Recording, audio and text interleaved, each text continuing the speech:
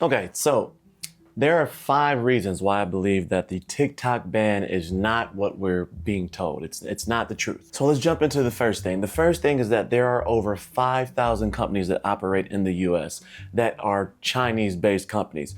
Some of the largest companies that people don't even realize are Chinese-based companies. And they're saying that because of TikTok has its holdings or has its origin over in China, that at any time the Communist Party can ask for that particular data. Or so can some of these other companies, Volvo, AMC, Motorola Mobility, GE Appliances, General Electric Appliances, which is one of the oldest companies in America. The Waldorf Astoria in New Manhattan, New York is also owned by Chinese-based companies. So if that is an issue, why are not the rest of these 5,000 plus companies being banned or being threatened to be banned in America? The second thing that I want to talk about is the very unclear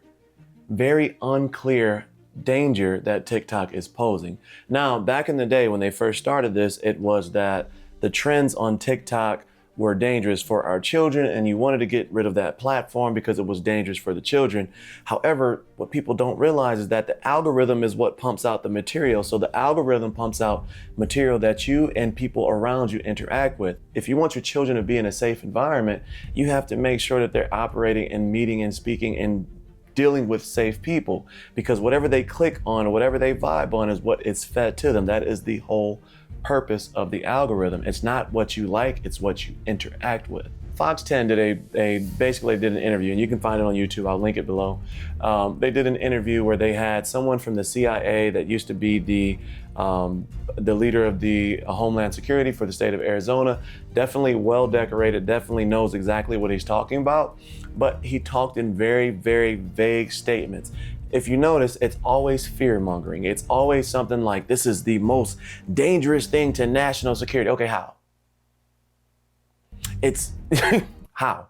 I'm open to comments for this because this is definitely an open discussion. But here's the thing about cybersecurity.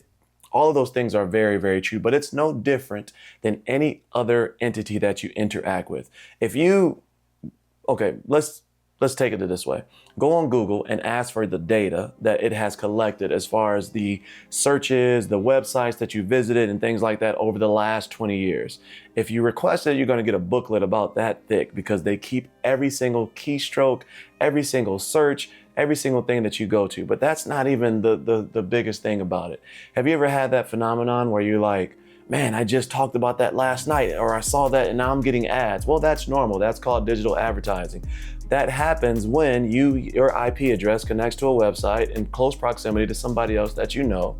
They click on the same web address. Now you're in the same room and your similar interests are then pumped to you as a way for you to buy that product. It happens all the time. I was on Facebook and I saw those things that I was looking at. I just had to click it and buy it. Well, that's design. That's why they use cookies. Cookies keep track of your internet traffic across different websites. And I'm giving you a super abridged version of this, but it always alarms me that people have no idea that they are being tracked by every single website that they visit, every single app that you use, the facial expressions that you use in these AI generation things where they give you a filter on your face, your facial impressions. All of those particular things are now part of those particular apps that you are using and owned by those things because you give them permission by owning the application. It has nothing to do with a Chinese-based company. It happens all over the world.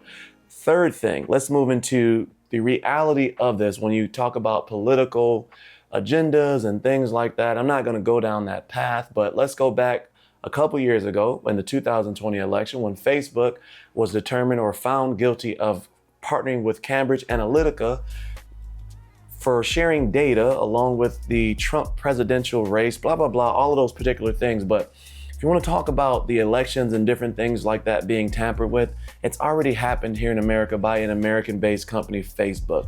Facebook Meta is the largest company of social media in the world. They own both Instagram and Facebook. And if you are familiar with the pandemic that happened a few years ago, do you remember the bans on truth or bans on misuses or fact finding and all of those particular different things? That happened here based in America, although you don't see that on TikTok, and we'll get to that in a minute. The fourth thing is money. The biggest thing about this is money. What is there, 170 million users in America for TikTok. And in order for TikTok to continue to operate in America, it has to be sold to an American-based buyer. Why American-based buyer when there are over 200 other countries in the world? I understand you don't want the China Communist Party to have it, but what's wrong with somebody from London buying it? What's wrong with somebody from Australia buying it? What's wrong with somebody from Africa buying it? Why does it have to be a US-based buyer, right? Connect the dots, follow the money, right, people? Lastly, uncensored truth. The reality of it is, if you go on a TikTok, you can literally find information about anything. Is that in 2023, there was a survey done, and most people of the younger generations don't watch the news anymore. They actually go to TikTok to find their news and their information.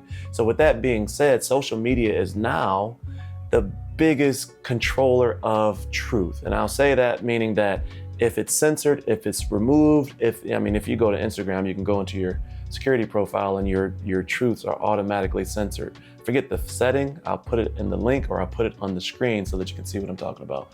But it automatically filters out information to basically make sure that the information you're seeing is safe. TikTok doesn't do that. TikTok gives you an unfiltered, whatever people publish, you can watch it.